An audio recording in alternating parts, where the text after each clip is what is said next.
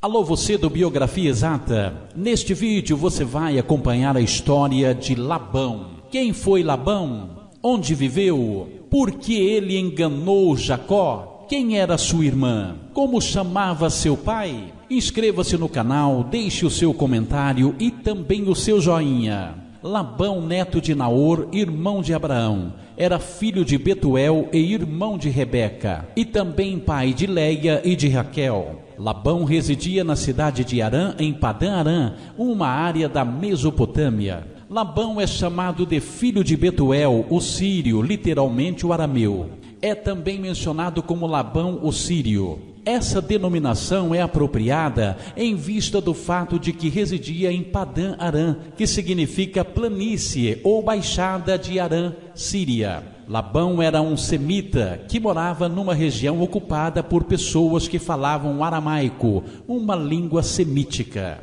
Anos depois, para escapar da vingança de Esaú e para conseguir uma esposa, Jacó viajou para a casa de seu tio Labão em Harã. Já nessa época, Labão tinha duas filhas, Leia e Raquel, conforme Gênesis capítulo 29, versículo 16. E possivelmente alguns filhos. Gênesis capítulo 31, versículo 1. Labão fez um acordo com Jacó de que, em troca de 7 anos de serviço, ele daria a Jacó como esposa a sua filha mais moça, Raquel. Entretanto, Labão enganou Jacó na sua noite de núpcias, substituindo Raquel pela filha mais velha, Leia. Repelindo os protestos de Jacó por apelar para o costume local e então oferecendo Raquel a Jacó como esposa secundária, contanto que Jacó o servisse por outros 7 anos. Quando Jacó por fim desejou partir, Labão instou com ele que permanecesse e continuasse servindo-o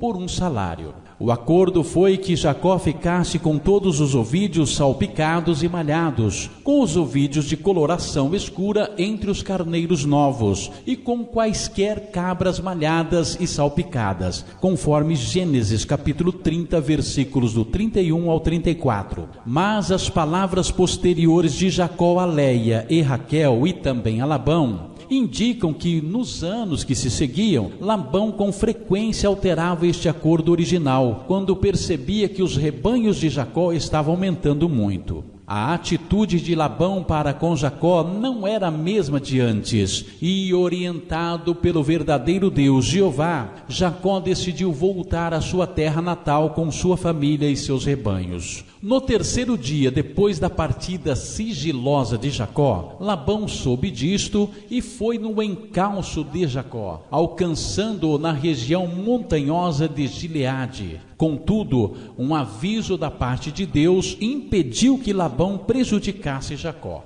Quando se encontraram, Labão e Jacó discutiram. Jacó apontou seus 20 anos de serviço fiel e de trabalho árduo e mostrou como Labão lidara injustamente com ele, mudando 10 vezes o seu salário. Registrado em Gênesis capítulo 31, versículos do 36 ao 42. Labão estava muito interessado em recuperar os terafins, ou ídolos domésticos, que Raquel, sem que Jacó soubesse, havia roubado. Labão não conseguiu encontrá-los, pois Raquel os manteve escondidos. Labão talvez tivesse sido influenciado em suas ideias religiosas pelo povo adorador da lua, entre o qual vivia, e isto pode ser indicado no emprego que fazia de presságios e por possuir terafins. No entanto, deve-se observar que é provável que outras razões, mais do que as simplesmente religiosas, tenham deixado Labão tão ansioso de localizar e recuperar os terafins. Tabuinhas descobertas em escavações feitas em Nuzi, perto de Kirkuk, Iraque, revela que, de acordo com as leis dos tempos patriarcais nessa região específica, a posse de tais ídolos domésticos por parte do marido de uma mulher lhe daria o direito de se dirigir a um tribunal e reivindicar o espólio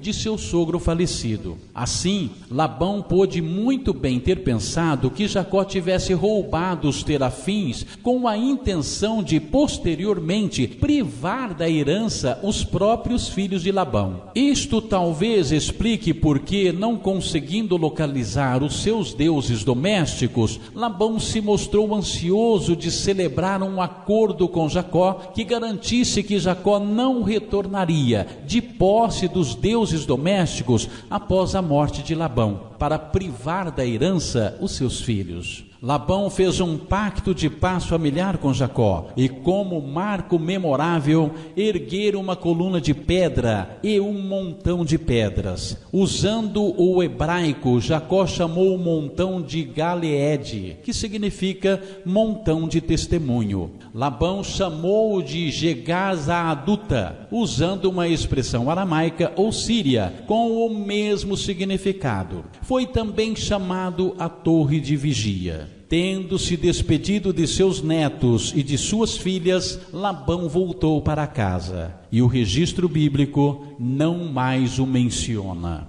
Tá aí, você acompanhou a história de Labão, filho de Betuel, pai de Raquel e Leia e sogro de Jacó. Um grande abraço e até o próximo vídeo.